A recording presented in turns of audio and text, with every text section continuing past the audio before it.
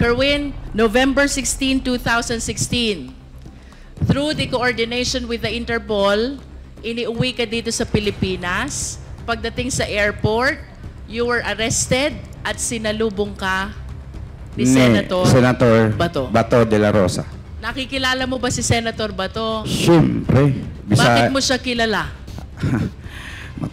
Matapang yun. Puro barilan-barilan ang hahamon sa TV ng draw sa mga illegalista. What else do you know about Senator Bato? Bago pa siya naging senador, nasan ba si Senator Bato? Chief PNP yun po, Your Honor. Chief PNP. Okay, can you please identify the picture on the screen? Sino ba yung nasa screen?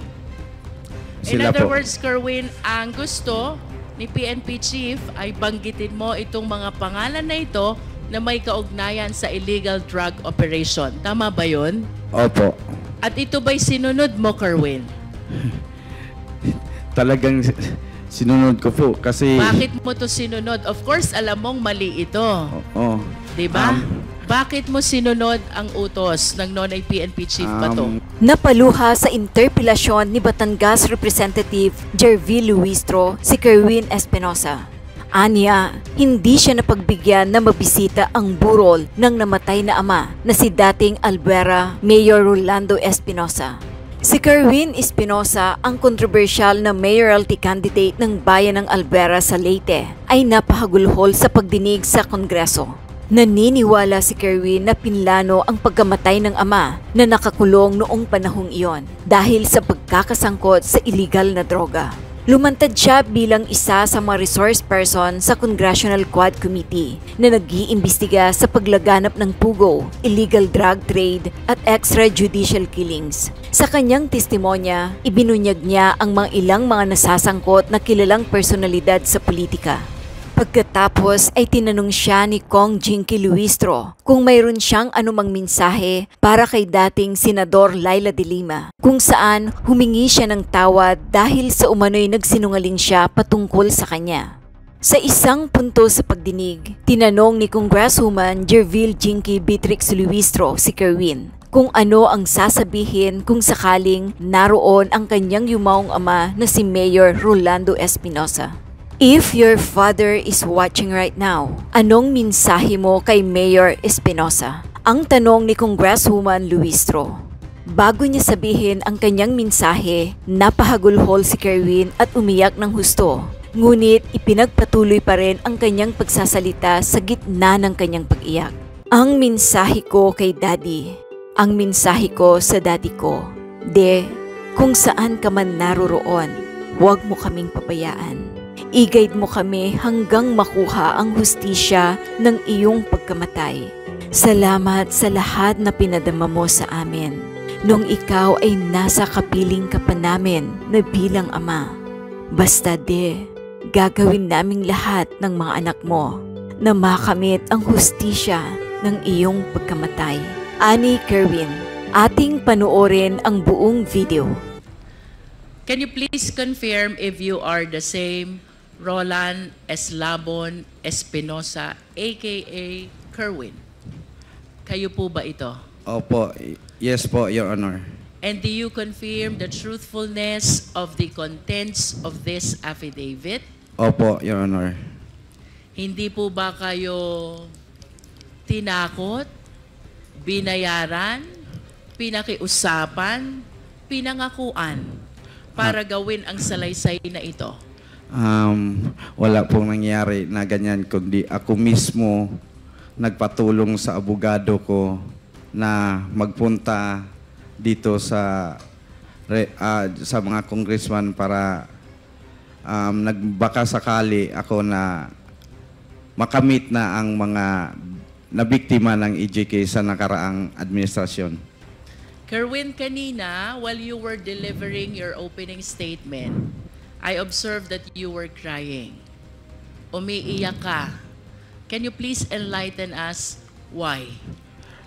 Kasi sa panahon na nandoon ako sa EIDG na nakaburol ang papa ko, humiling ako sa mga pulis doon na sana pagbigyan nila ako na makauwi.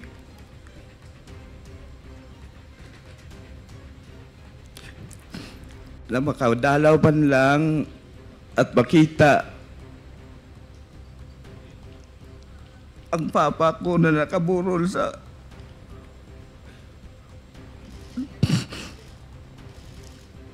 Kerwin, of course, you believe that your father, the late Mayor Espinosa, is a victim of ruthless killing. Is this your position, Kerwin?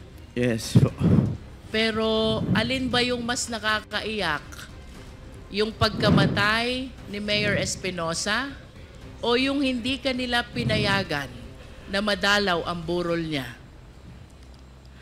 Pareho po yung dalawa na hindi ako pinayagan na makauwi sa lugar namin para makita sa kahuli-hulihan na panahon ang daddy ko.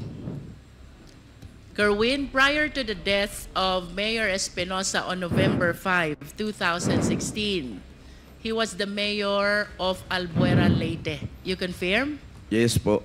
Pang ilang taon po ba niya na mayor ng Albuera during that time? First time pa po niya na maging mayor po ng Albuera, Leyte. So 2016 is supposed to be his first term as mayor. Yes po. Ano po ang ginagawa ni Mayor Espinosa bago siya naging mayor noong 2016?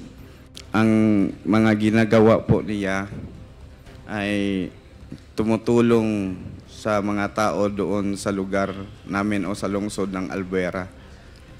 Ng mga kunting mamigay siya ng mga bigas, yung may mga problema kahit personal, yung mga asawa, ayusin niya.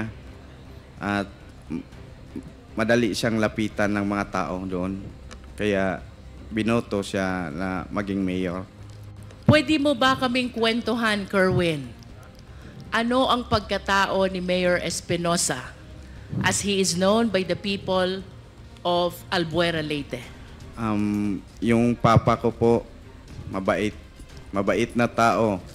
Mahirap na kung elaborate ko pa kung anong klaseng tao siya. So siguro sa nakita kong kakayahan ng Quadcom o sa mga congressmen, pwede naman silang magpadala ng tao doon sa lugar namin at itanong kung anong klase o anong unsay pagkatao sa akong papa. Lisod, mahirap kasi na ako magsalita na ganito kasi sarili ko yon, ama. Mas mabuti na malaman nyo based doon sa mga tao sa Albuera. I understand, Kerwin. You also stated in your sinumbaang salaysay, habang nasa Malaysia ka, papuntang Abu Dhabi, you learned that the late Mayor Espinosa is included in the narco list. Oh, yun po. Nalaman ko na lang na nasali siya sa listahan ng presidente na narco list. Paano at kanino nyo po nalaman na kasama pa lang inyong ama sa narco list? Sa panahon na yon, may kaibigan ako na si Buntuyan, taga Cebu. Si IDG din yun, si Sir Delpin Buntuyan. Siya ang nagsabi sa akin na amigo, ang imong papa na appeal sa narco-list ni Presidente. Was there ever a time, Kerwin, that you validated or you verified the truthfulness of the fact that your father is included in the narco list? Na ano ko na yun, na positive na talaga, na naniwala ko. Kasi sa TV at sinabi ni Pangulong Duterte na kasama ang papa ko sa listahan ng mga narco-list.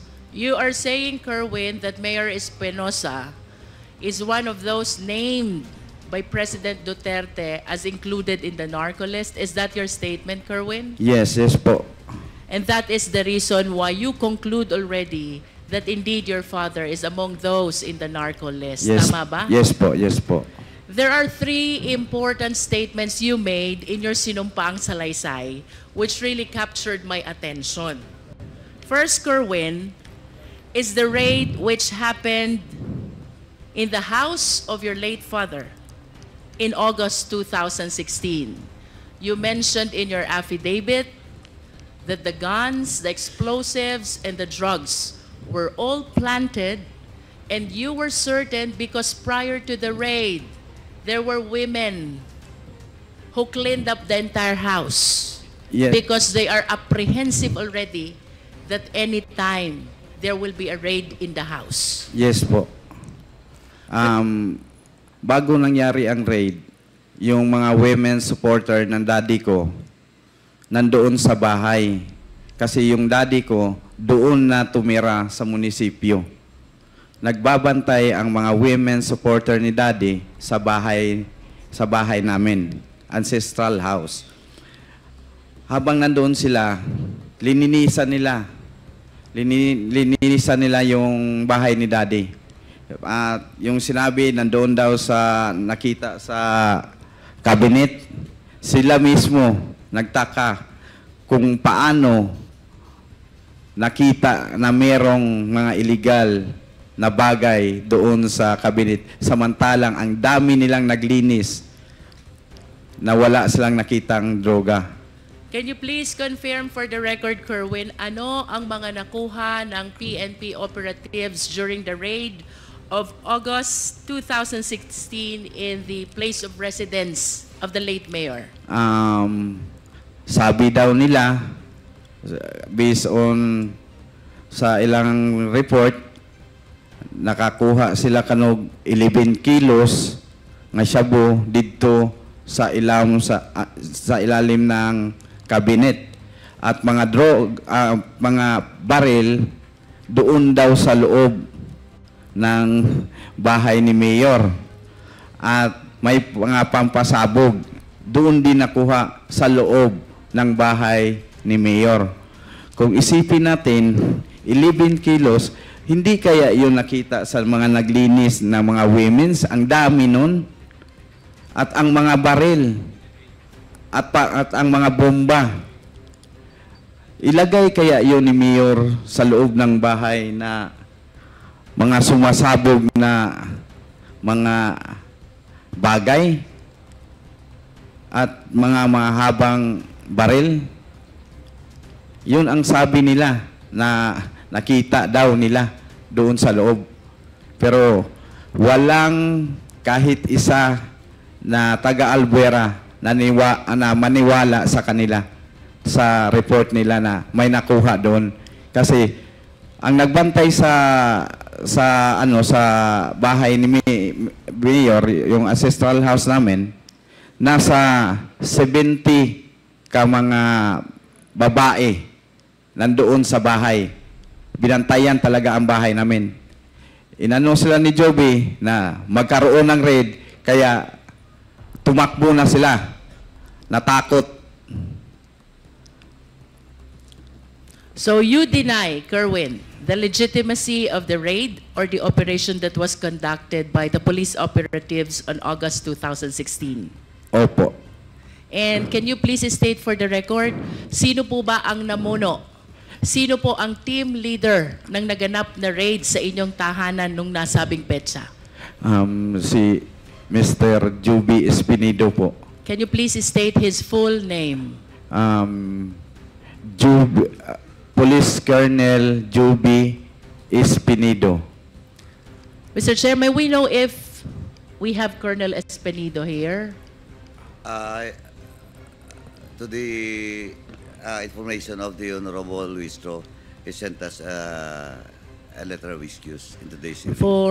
Thank you, Mr. Chair. For the satisfaction of the Filipino people, just to make sure that Kerwin is aware of the identity of the one he is naming as Colonel Joby Espinido, may we request the Secretariat to flash a picture And let's hear from Kerwin if he will be able to identify who this person is. Yes po. Secretariat, please.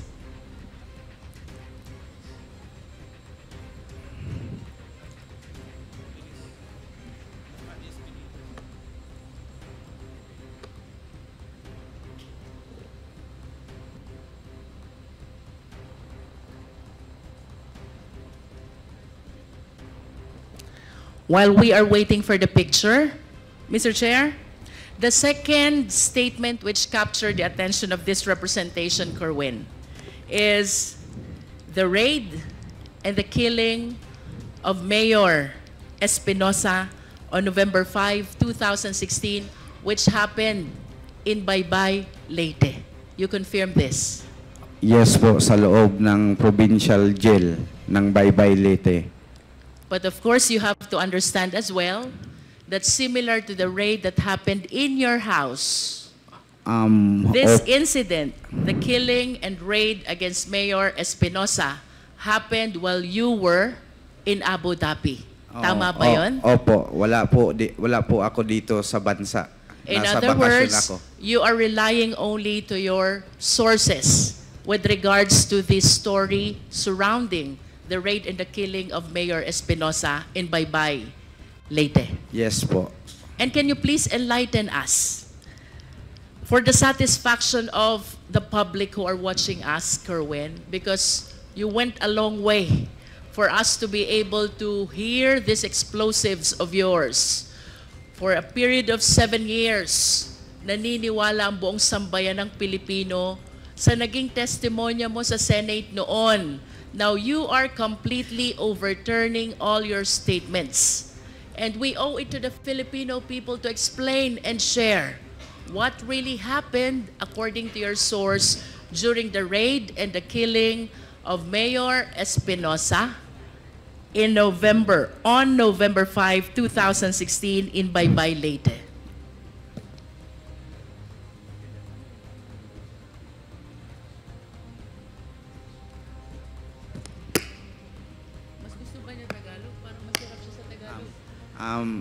Your Honor, pwede pong ulitin yung question Kayo niyo po ba, Kerwin, ay mas komportable sa English or sa Filipino? Mas sa Pilipino na lang tayo. Filipino. Para Kerwin, maintindihan. you mentioned na banggit mo sa iyong sinumpaang salaysay, bagaman ikaw ay nasa Abu Dhabi noon, ng iyong ama na noon ay nasa Baybay, Leyte Provincial Jail, ay ni-raid at pinatay ng mga operatiba ng pulis. Nasa Abu Dhabi ka noon at ikaw ay nagtiwala lamang sa testimonya ng mga taong naruroon sa insidente. Nevertheless, Kerwin, can you please share to the Filipino people, what do you believe? Ano yung pinaniniwalaan mong tunay na pangyayari sa loob ng Baybay, Leyte, kaugnay ng pagkamatay ng iyong ama? Naniwala ako doon sa mga nakapiit sa loob. Kasi sila ang nakakita at kitang-kita nila sa dalawang mata at narinig nila ang mga putukan. Kitang-kita nila from the very beginning, pagpasok sa selda ng aking ama. Kerwin, kung nakikilala mo itong mga taong tinukoy ng iyong mga source, maari mo bang banggitin sino itong mga polis na pumasok sa selda ng iyong ama? Sa sinabi ng aking source, ang pumasok doon si Leo Laraga. Leo Laraga, siya talaga ang kumitil sa buhay ng papa ko. Leo Laraga. Laraga. Can you please check if Leo Laraga is inside this hearing venue? Narito po ba siya?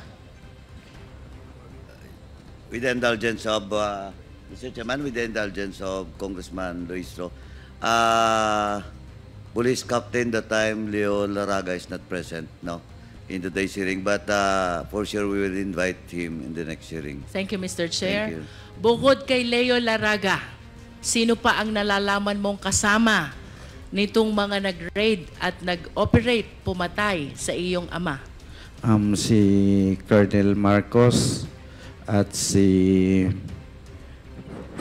Sir Matera, kasi mga kaibigan ko sila. Kerwin, regarding Colonel Marcos and Colonel Matera, if they are present in this hall, can you kindly point at them? Ituro mo sila kung sila'y naririto sa bulwagang ito. Colonel Marcos and Colonel Matera. Yan. May we request the police officer raising his hand, to please identify himself for the record, Mr. Chair. Mr. Chair, Honorable Committee, I'm Police Colonel Marvin Marcos po. Thank you. How about Colonel Matera? Can you point at him?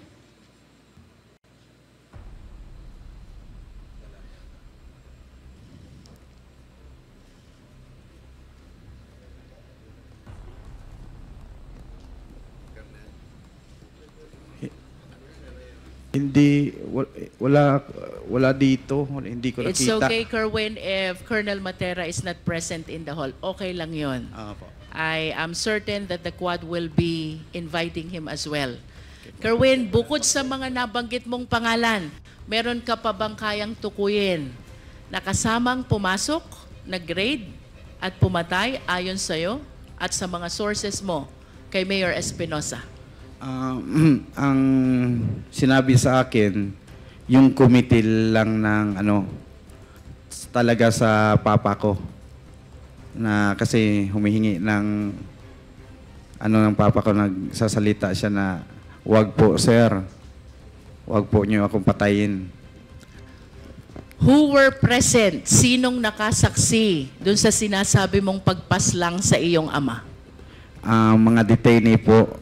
Can you please name these detainees who were able to witness that incident?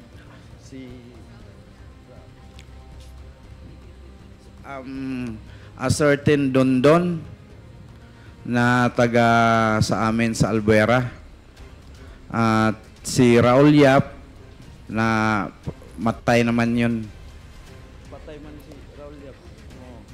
At si Ruben, a certain Ruben, tatlo sila, pero yung isa, tatlo yung ng daddy ko, kasama niya sa selda, nag-a-assist sa kanya. Yung isa, patay na po, namatay din kasama yung daddy ko. How about the other one who is he still living? The other one? Opo, Your Honor. What is his name? A certain Dondon. A certain Dondon. Oh. And can you please share with us, ano ho ba yung nalalaman yung pangyayari dito sa pagkamatay ng inyong ama? Pumasok, and then what happened next? Ang una nilang ginawa daw, sabi sa aking source, pinapiwis the wall muna yung mga police. Can you please illustrate? Maaari mo bang ipakita sa amin paano ba yung face the wall so the Filipino people will understand? Dito ko lang po gawin sa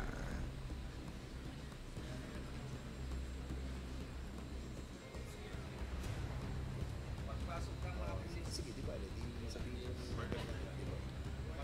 mga pulis, ginawa, tinutukan sila ng baril at dinisarmahan ang mga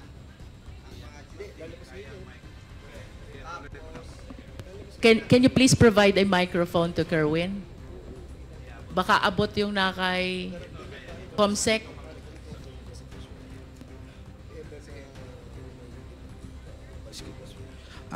Ganito po ang sinabi sa akin na nangyari nung raid.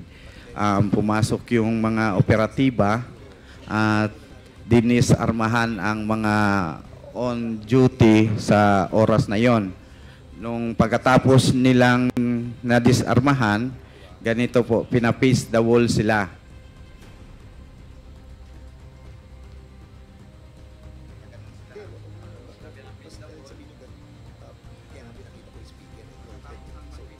Sino yung sila na tinutukoy mo, na pina-face the wall?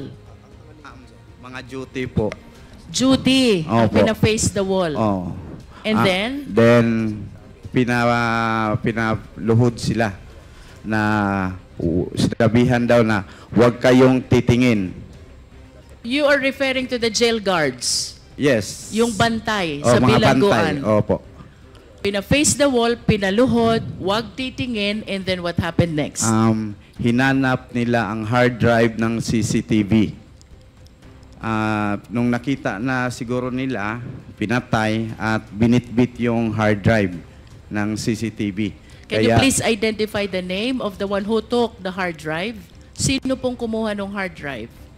Nakikilala niyo po ba ayon sa inyong source? Mga pulis daw kasamahan sa pag-raid ng Baybay. Please proceed. After taking the hard drive, ano pong sunod na nangyari? Kinuha yung susi sa selda. Tapos binuksan, dumiretso na pagpasok sa may pintuan pa yun bago yung selda ng papa ko. Parang main door siguro ng compound. Binuksan, tapos diretso na doon papunta sa selda ng papa ko. Tapos yung selda ng papa ko may kadina at padlock. Binuksan rin, kinuha yung susi noon, binuksan, tapos ang sabi, walang salitang sinabi, kundi ang papa ko lang ang narinig na nagsasalita. Sir, wag niyo akong patayin. Diretso, putok na, pumpung. Tapos, yung katiwala niya, gustong yumakap sa kanya, i-try i-save siya, binaril din. Sino itong katiwalang Raul Yap. Raul Yap. Opo. Anong ginawa nitong pangatlo na kasama pa? Nakalublob sa ilalim ng tarima. Ano yung tarima? Yung higaan po, Your Honor. Nalalaman mo ba kung ilan ang naging tama ni Mayor Espinosa?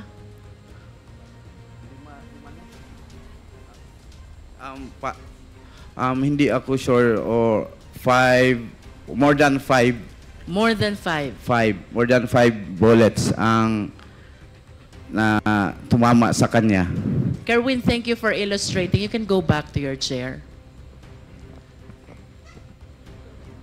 You confirm also, Kerwin, na ang raid at pagpasok dito sa Baybay, Leyte ay nag-ugat doon sa search warrant na ini-issue laban sa iyong ama. Tama ba yun? Opo, Your Honor. Nalalaman mo ba kung sino ang huwes na nag-issue ng search warrant? Kasi tatlong judge ang kinuna nila na mag-apply ng search warrant. Si Judge Argelies nag-refuse. At ang sabi ni Judge Argelies na ba't kailangan pang mag-serve akunan nyo ng search warrant nasa loob ng kulungan ang tao. Nag-refuse si Judge Argelies. May judge na certain Janet ba yun? Janet, apelido niya? Cabalona, saan yun? Doon sa Samar, yun ang nag-issue ng search warrant. Sa pagkakaalam ko, yung si Janet Cabalona ay parang relatives ng asawa ni Sir Laraga. Pwede, Mr. Chair, pwede magtanong? Sige. After perhaps we conclude the interpellation, Mr. Chair. Pagkatapos ni Congresswoman Jinky, bago tayo pumunta sa susunod na magtatanong, tsaka mo sabihin yan. Okay po. Mr. Chair, Our resource speaker mentioned already the names of the judges. Some refused to issue the search warrant, while there is one who indeed issued the search warrant. I just wish to manifest, Mr. Chair, that it is very unlikely in the practice of law that a search warrant is being issued to search a confined place, much more a detention facility. That is for the record, Mr. Chair. Kerwin, I'm leading to my third question. November 16, 2016, through the coordination with the Interpol, iniuwi ka dito sa Pilipinas. Pagdating sa airport, you were arrested at sinalubong ka ni Senator Bato de la Rosa. Nakikilala mo ba si Senator Bato? Siyempre. Bakit mo siya kilala? Matapang yun. Puro barilan-barilan ang hahamon sa TV ng draw sa mga illegalista. What else do you know about Senator Bato? Bago pa siya naging senador, nasan ba si Senator Bato? Chief PNP yun po, Your Honor. Chief PNP. Yun, ano? Okay, can you please identify the picture on the screen? Sino ba yung nasa screen? Siya po, si Bato de la Rosa.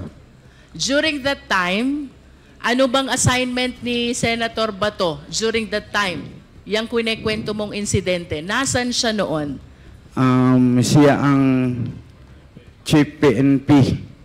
Yes, you stated in your sinumpaang salaysay na may sinabi sa'yo. Opo. Ang noon ay PNP Chief Bato. Opo. Na kailangan mong gawin kapalit ng iyong pagkakataon na mabuhay. Opo. Do you confirm this? Yes po. Can you please tell us, anong sinabi sa'yo ni Senator Bato? Sinabi niya sa akin, sumunod ka sa plano. Kung sumunod ka kung sino ang babanggitin mo para maligtas ang buhay mo. Kung ayaw mong sumunod, ikaw na ang susunod sa tatay mo or isa sa membro ng pamilya nyo may mangyari na masama. You mentioned about plano. Can you tell us ano ba yung planong tinutukoy? May mga pangalan na pinid sa akin, sinubo, at babanggitin ko sa aking testimonya o sa aking salaysay sa Senado. At maari mo bang sabihin, sino ba itong mga taong ito at anong gustong ipabanggit sa'yo ng noon ay PNP Chief Bato? Peter Lim, supplier daw ng shabu, pero nandyan lang, hindi na huli-huli. Tapos si Senator De Lima, protector daw sa mga shabu, mga nagtitinda ng shabu sa loob ng Bilibid. Protector daw si Ma'am Laila. At yung iba pa, si Lovely Impal, si Jiraham, si Peter Ko, ganon. In other words, Kerwin, ang gusto ni PNP Chief ay banggitin mo itong mga pangalan na ito na may kaugnayan sa illegal drug operation. Tama ba yun? Opo. At ito ba'y sinunod mo, Kerwin? Talagang sinunod ko po kasi... Bakit mo to sinunod? Of course, alam mong mali ito. Oo. Diba?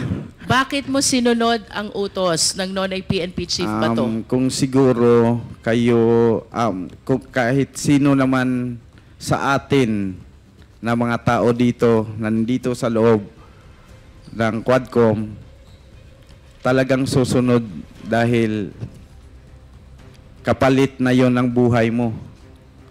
At lalo na pag may mga anak ka pang maliit na sabihin na susunod ka na sa papa mo kung hindi ka sumunod sa aming plano.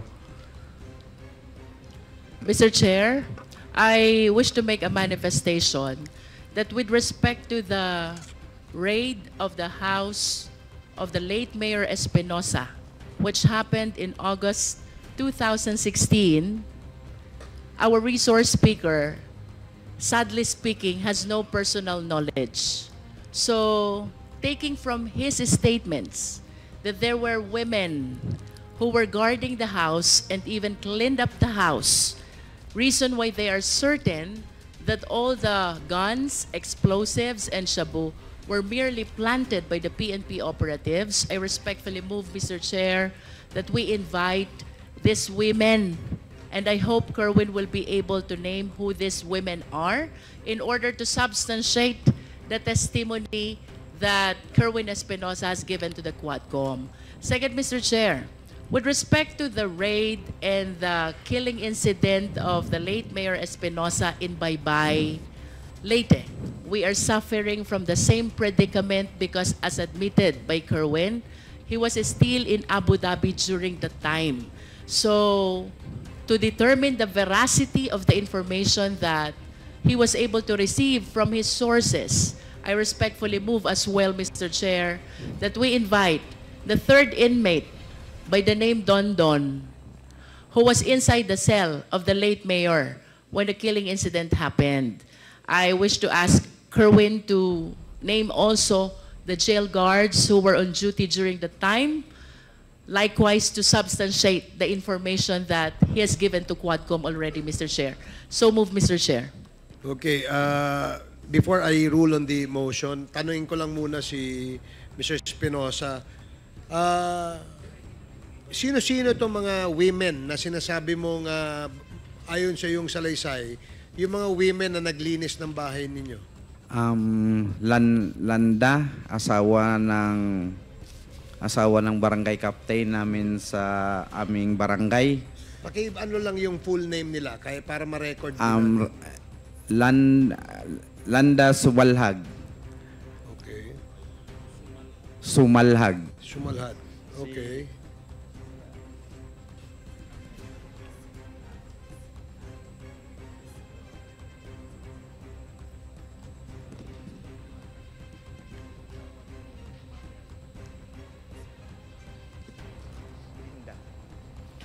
Linda Rosal. Linda. TC de la Austria. Yang tatlong binanggit ko, sila na ang magpatuloy na magbanggit kung sino-sino ang kasama nila doon sa mga women's supporters ni Daddy. Yung isang witness na nasa loob ng kulungan na isang PDL din, anong pangalan niya? Dondon, a certain Dondon. Certain Dondon. So there is a motion to invite the women who, according to the sinumpaang salaysay ni Kerwin Espinosa, siyang naglinis ng kanilang bahay bago po ni-raid ng membro ng Albuera Police ang kanilang bahay. And a certain Dondon who is a PDL and who apparently saw the incident that happened inside the jail. Is there a second? Is there a there's a second? Are there any objections? So hearing none, the motion is approved. Comsec, please Chair. invite the following personalities mentioned by Mr. Espinosa in the next Quadcom hearing. Mr. Yes, Chair. Congresswoman Luis. Can we please invite as well the jail guards who were on duty if we have the means to determine who these people were? Comsec, kindly determine who these jail guards on duty at the time of the incident and report to the Quadcom. Thank you. Anything else? Mr. Chair, I'm about to conclude. Okay, thank you. I just have one quick question for PIDEA. PIDEA, sir, palagi pong nababanggit itong narco list.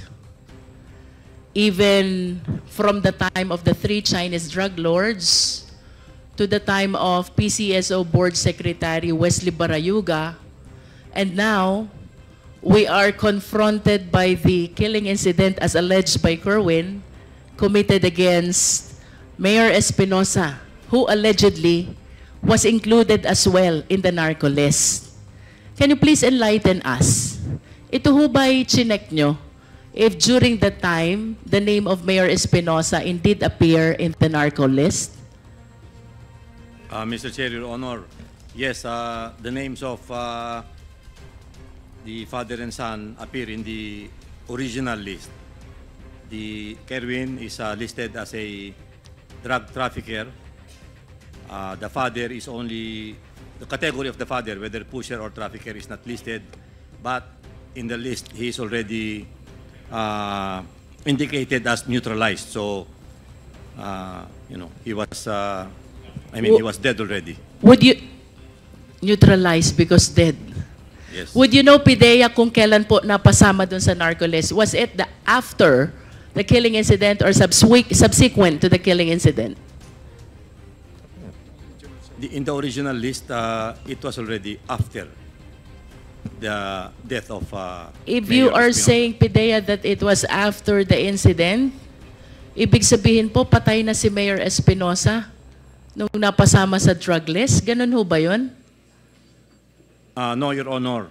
What happened is that Mayor Espinosa is included in the list, but however, as the period or as the drug campaign continued, he would eventually be indicated as neutralized. So we could not ascertain whether he was a drug pusher, drug user, or whatever was his participation, Your Honor. Mr. Chair, I wish to manifest this drug list, the narco list, is indeed very controversial.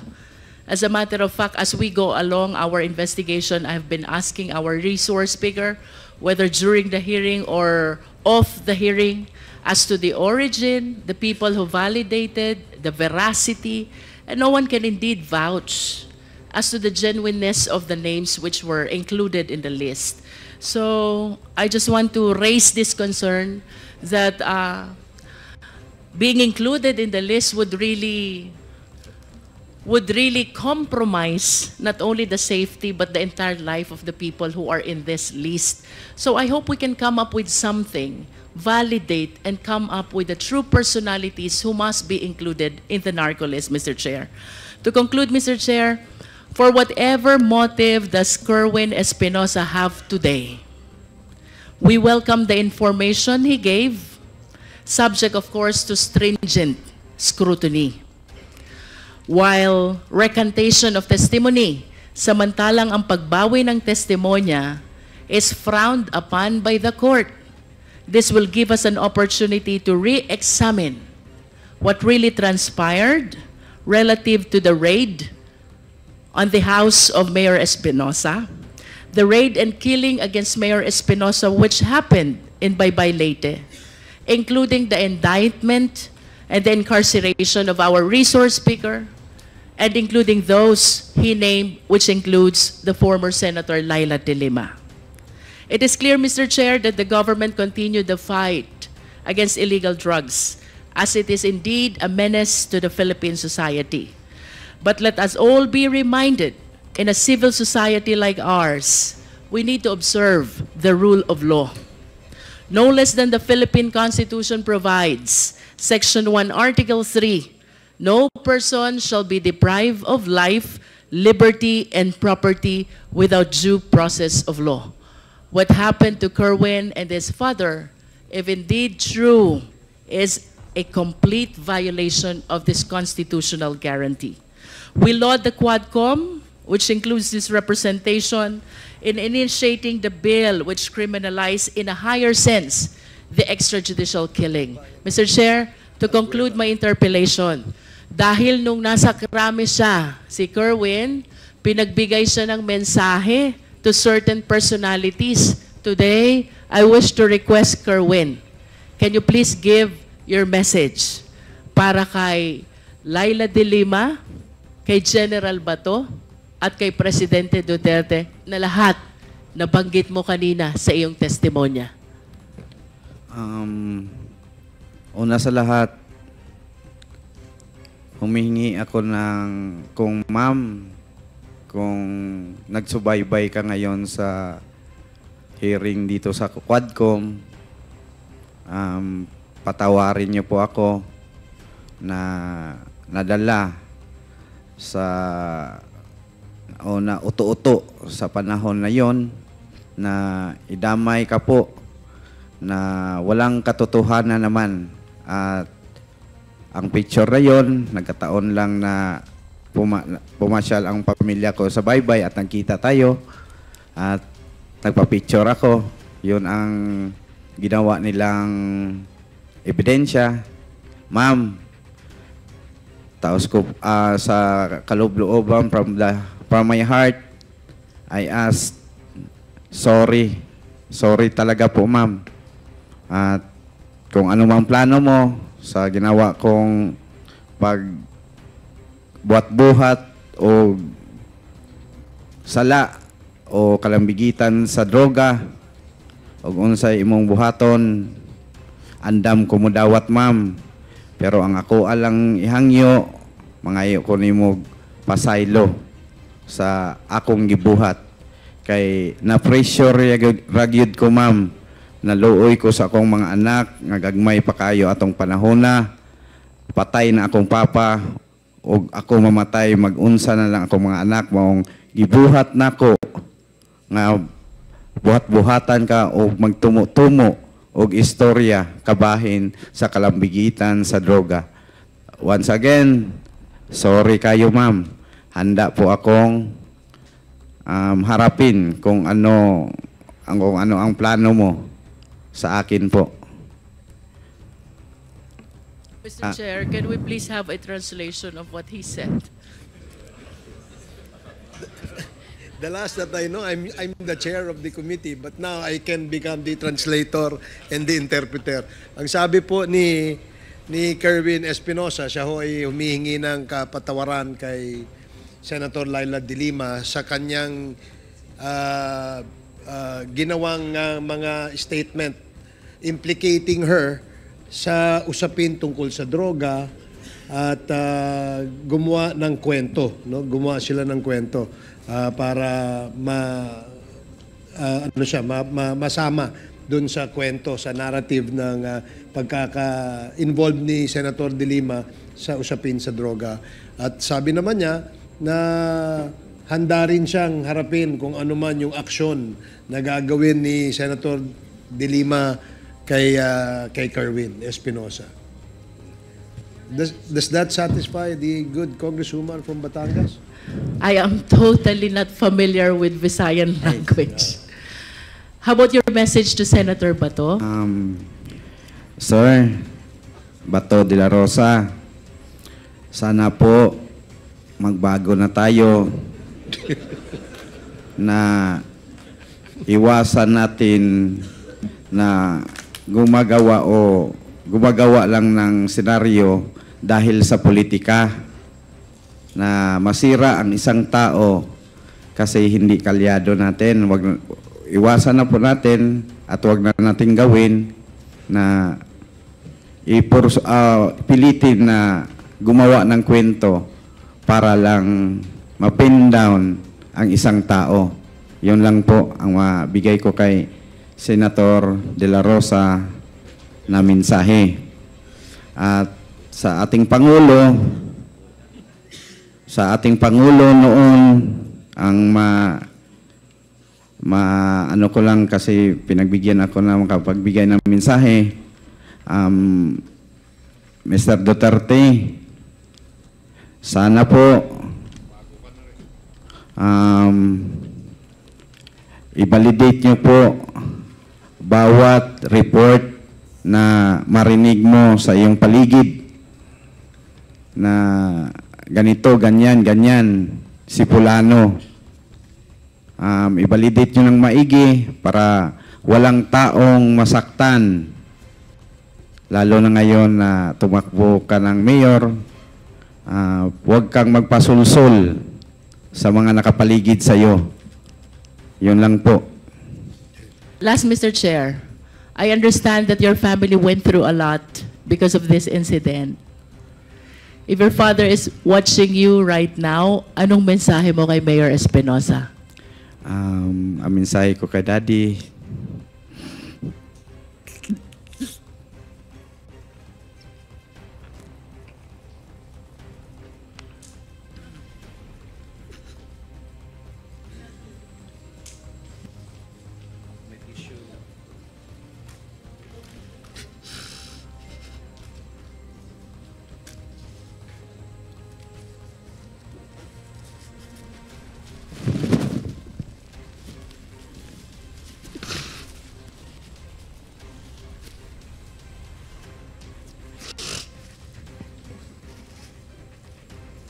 ang mensahe ko sa daddy ko, di,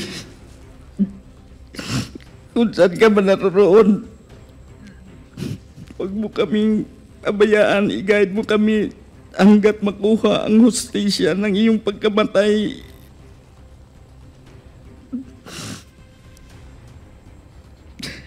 Salamat sa lahat na pinadama mo sa amin nung ikaw ay nasa kapiling ka pa namin na bilang ama.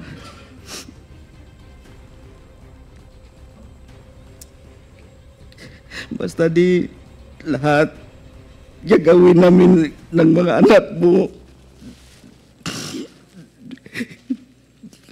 na makamit ang hustisya ng iyong pagkamatay.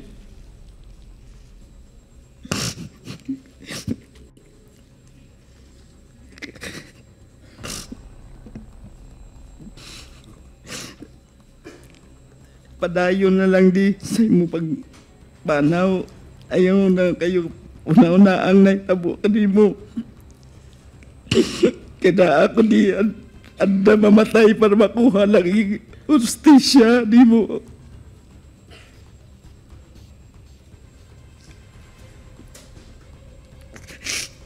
Bisan tuod sa iyong pagkamatay, wala na tanang kita. Antod karon. I love you. Okay, sige. Maraming salamat, Kerwin. Anything else, Congresswoman Luistro? I conclude, Mr. Chair. Thank you.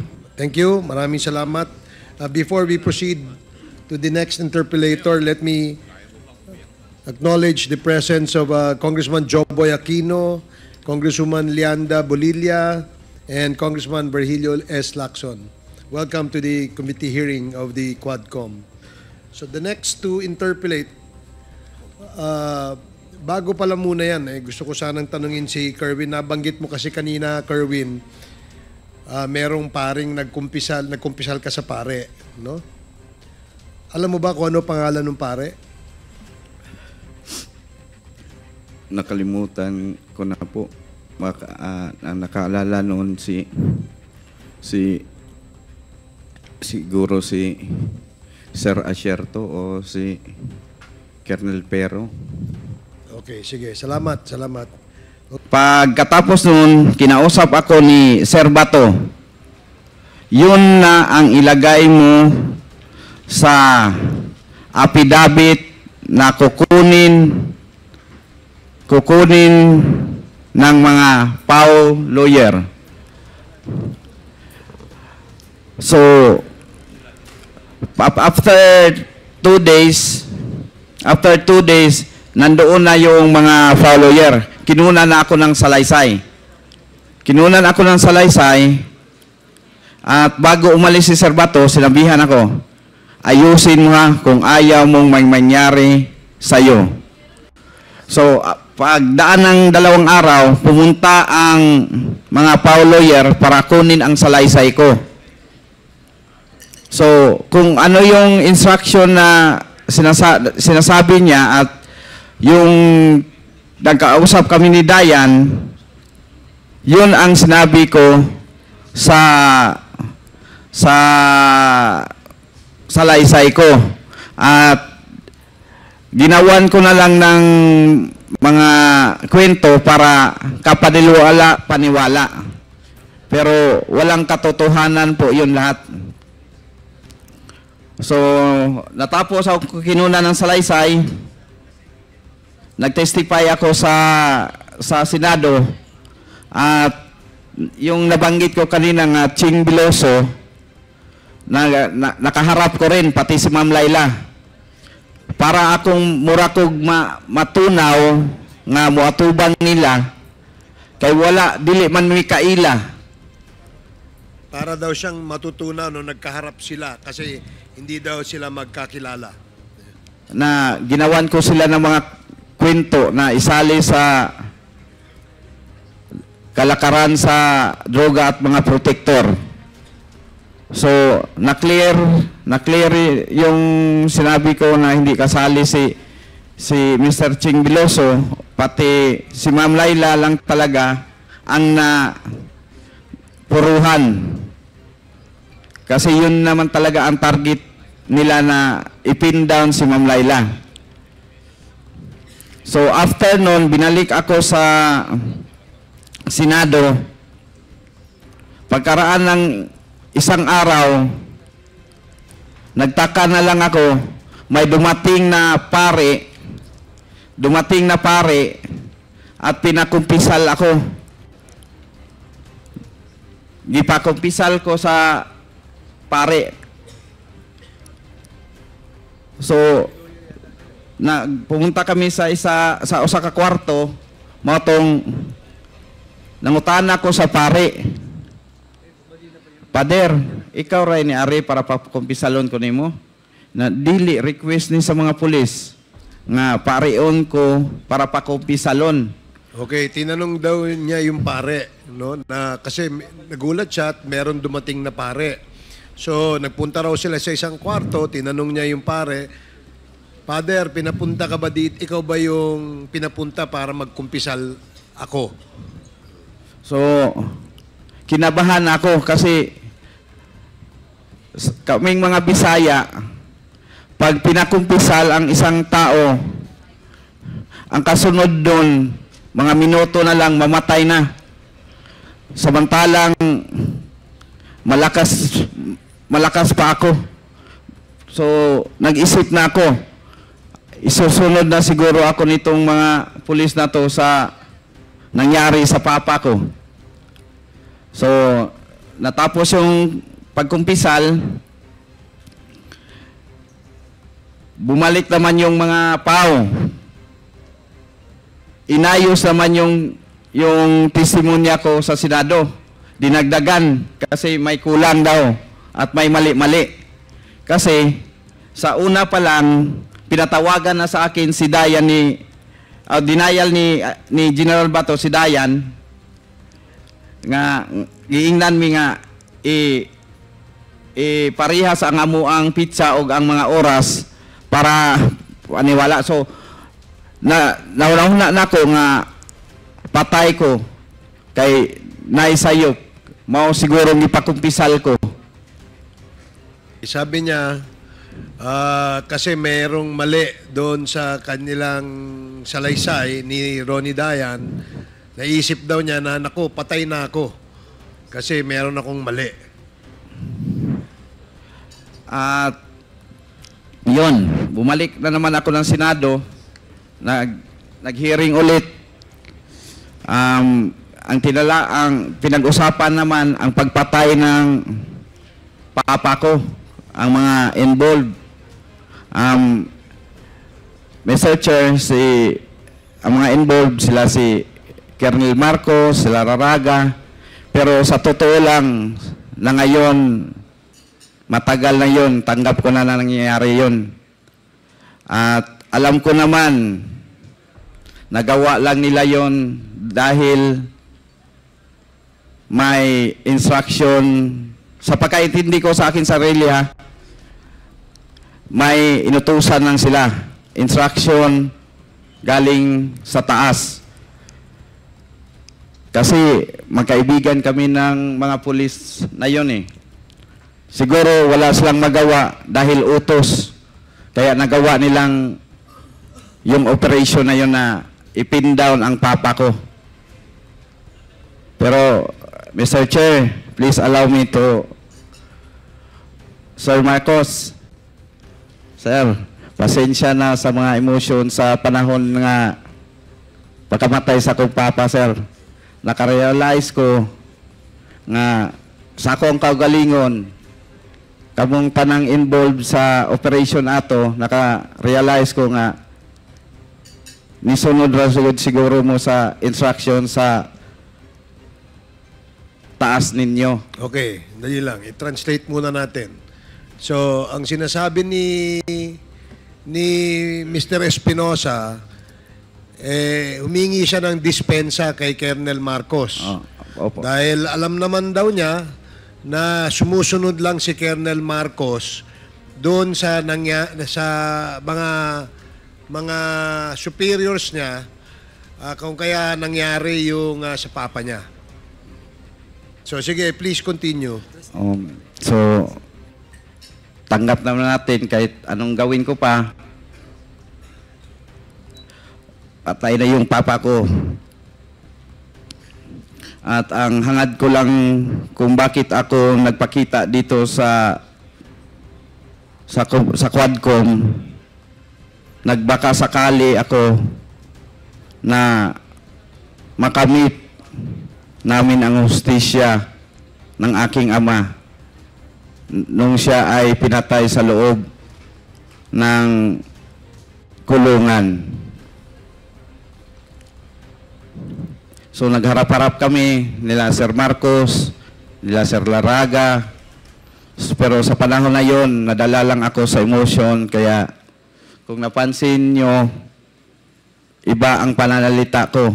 But I realized while nakapiit ako doon sa kulungan ng 7 taon, muntik pa akong namatay sa 7 taon na yon. Giatake ko, nakasinati ko og atake sa kolesterol. Na inatake raw siya sa loob ng kulungan. Kaya medyo kuan akong sinultian mo, pilit-pilit kay tungod giatake man ko. Kaya daw ganun yung kanyang salita, medyo parang pilipit daw. So, Mr. Chair, Sir Marcos, peace na tayo, sir. Naintindihan ko na yon pangyayari. Siguro, sa sariling opinion ko, you're just following an order. O may tao sa likod mo sa panahon na yon. Mag-subscribe at i-click ang notification bell para sa mga susunod na video updates. Maraming salamat po.